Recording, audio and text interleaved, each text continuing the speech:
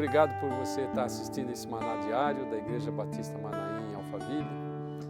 Nós vamos refletir hoje sobre uma passagem muito sensacional, essa passagem.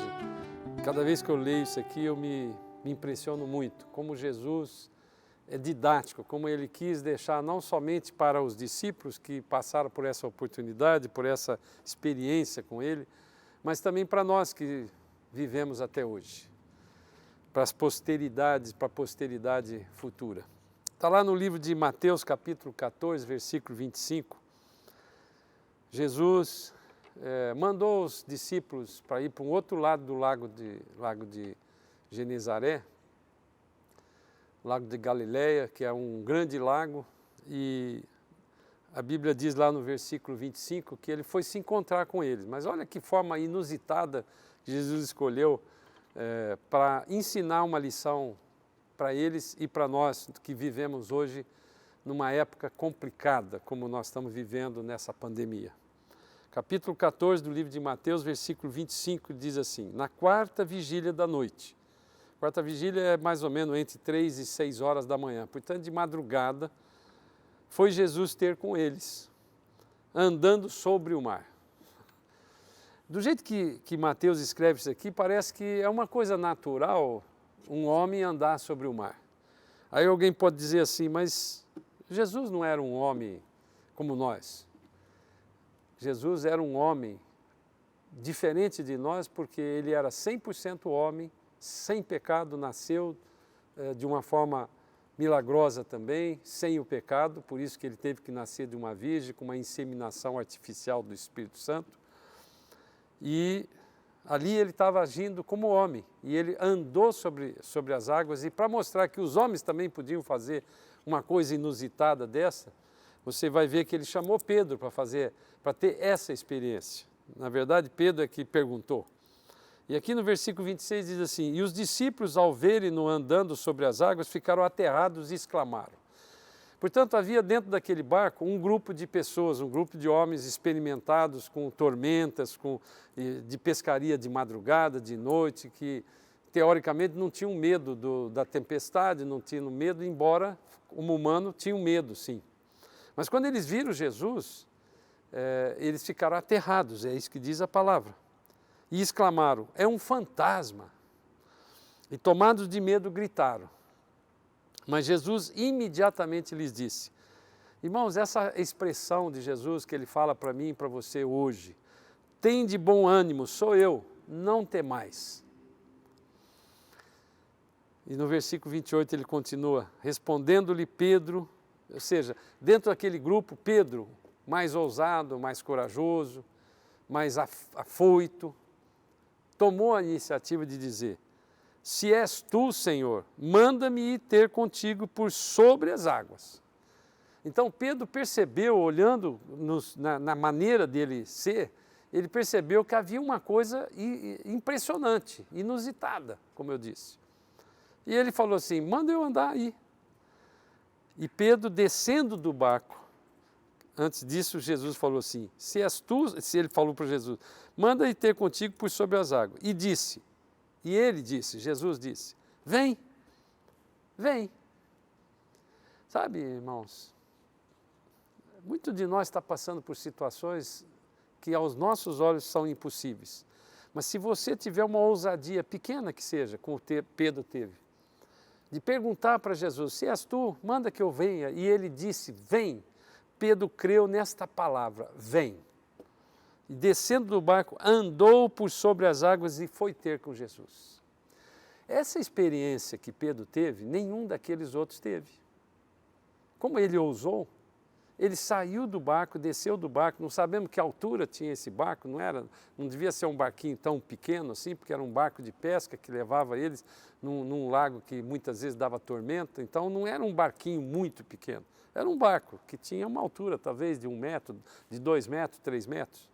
E ele desceu desse barco e pisou na água, mas pisou como se fosse uma rocha firme. E ele andou na direção de Jesus.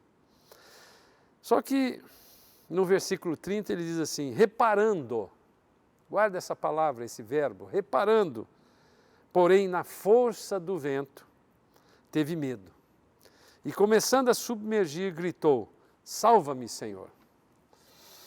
Se você continuar lendo essa passagem, você vai ver que Jesus tomou Pedro pela mão e eles voltaram. Quer dizer, da distância que Jesus estava, onde Pedro andou, voltando para cá, provavelmente Jesus não ficou carregando Pedro. Botou ele de novo ali e falou: vamos andar comigo. Não fala isso na palavra, mas eu estou aqui imaginando essa cena. Ele voltou daquela posição que ele encontrou Jesus e saiu andando de novo sobre a água, depois de Jesus, sem repreendê-lo, mas provavelmente até elogiando pela sua ousadia de andar sobre o mar, contra toda a lei física de gravidade que tem. Qual foi o propósito que Jesus teve? Por certo, não foi para aparecer dessa forma. Ele não era exibicionista. Eu creio que a principal consequência do pecado de Adão e Eva foi destronar o Espírito Santo que habitava neles. Adão falava com Deus pelo Espírito. Deus é Espírito. Então Adão tinha um contato com Deus pelo Espírito. E nós, quando nascemos de novo em Cristo Jesus, passa a habitar dentro de nós de novo o Espírito Santo de Deus. E, portanto, o que Jesus quis ensinar para os discípulos e para nós até hoje é que Ele restaura esta forma de nós andarmos no Espírito. Eu poderia dizer que Pedro literalmente andou no Espírito. Quando Paulo fala andai no Espírito, essa é uma forma de você andar literalmente no Espírito, porque ele andou sobre uma situação completamente inusitada, contra todas as leis físicas. Mas nós vivemos num reino que tem uma outra conotação física que nenhum cientista conhece. Então, Paulo fala lá no livro de Romanos, no capítulo 2, no capítulo 8, versículo 2, para nós terminarmos, diz assim: porque a lei do Espírito da vida, o Espírito com letra maiúscula, o Espírito Santo, a lei do Espírito da vida em Cristo Jesus te livrou da lei do pecado e da morte. Você que já recebeu a Jesus como Senhor e Salvador, que habita em você o próprio Espírito Santo de Deus, esta lei que ele chama de Espírito da vida em Cristo Jesus, nos livrou da lei do pecado e da morte. Essa é uma decisão que eu e você podemos tomar todos os dias da nossa vida. Aqueles que já são crentes em Cristo Jesus, que já declararam com a sua boca e creram com o seu coração que Jesus morreu por mim e por você, lavou os nossos pecados, pagou aquele pecado impagável. Esses podem andar em situações inusitadas. Então, se você tem hoje alguma situação muito grave, que aos seus olhos não são impossíveis, aprenda com essa lição aqui. Jesus deixou registrado essa situação para que eu e você possamos compreender que o Espírito Santo de Deus que habita em nós pode nos levar a fazer coisas como essa que Pedro fez. Os outros que ficaram no barco apenas ouviram o Pedro andando sobre o mar, mas não experimentaram isso. É um número muito grande de pessoas que não conseguem experimentar esse poder sobrenatural de andar sobre situações completamente inusitadas. Eu quero orar com você.